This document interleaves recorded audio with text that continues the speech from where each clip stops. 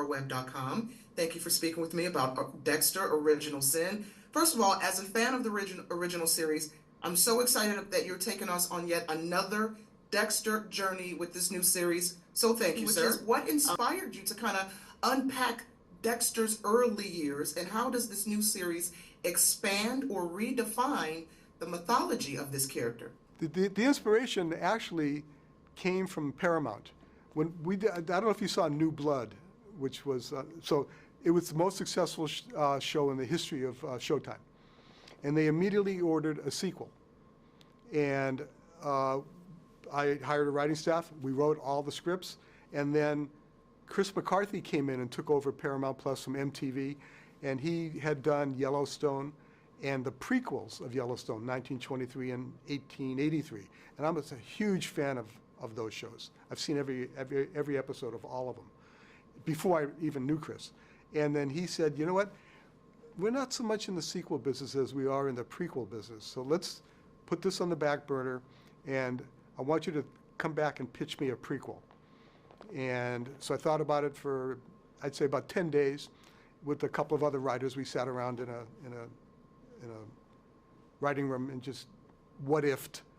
And it came up with what the story would be and how it would play, where it would begin, where it would end, and pitched it to Chris and to Gary Levine at Showtime, and they both said, basically, do it. And the next thing I know, I'm hiring a writing room, and we just finished shooting 2 weeks ago. I'm still editing the show right now. Dexter's relationship with Harry is central to his moral framework. So how does Original Sin explore their dynamic? Well, in the beginning of there's a scene in the pilot of Original Sin. Have you seen the pilot? Yes. Okay, so the swimming pool scene. So that defines Harry in a way that he didn't intend to be defined.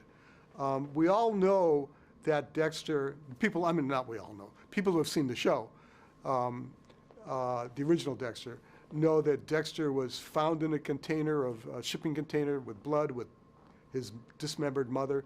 And that was the beginning of his fate. And in fate, there is inevitability. And because of what happened to him as a child, there was no way that he was going to be normal. And it was Harry's responsibility to get Dexter to, in using Harry's word, Christian Slater's words, channel your urges to do good. That's number 2 on the code. Number 1 on the code is don't get caught. And number 3, I'm not quite sure of all the numbers, but and make sure you're right.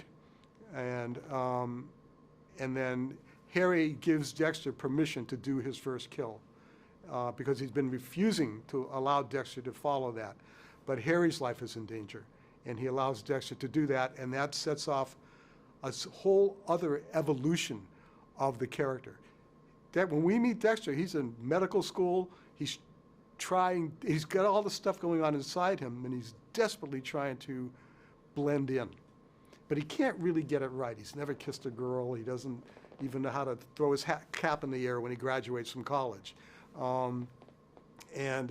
But lurking within him, living within him, is the inevitability, is the fate of who he becomes, and he gets better and better and better at it, to the point, again, when we first met Dexter, Michael C. Hall, in the original Dexter, he was a fully grown, fully formed 35-year-old man.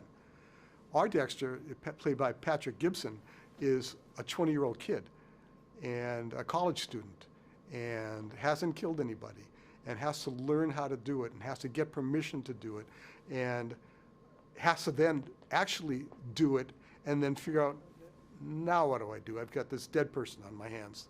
What do I do with that? And so it's a steep, desperate learning curve because you can't make a mistake. And again, part of the show is the family dynamic. I would say that if the show is 100 minutes, which it's not, but let's say it's 100 minutes, that 5 minutes of it are spent killing somebody. And the other 95 45 minutes are spent at home with his sister, following his sister's story, Deb, played by Molly Brown, following Harry's story in two time periods. We're in 1991 and 1973, and we go back and forth, I think, rather artfully. And we see Harry evolve, we see Dexter evolve, and by next season, or by the end of this season, we'll see Deborah evolve as well. Wonderful. Wonderful. Thank you for that. Mr. Phillips, that's my time. Thank you so Okay. much for speaking with me today. You bet, Nye. Take care.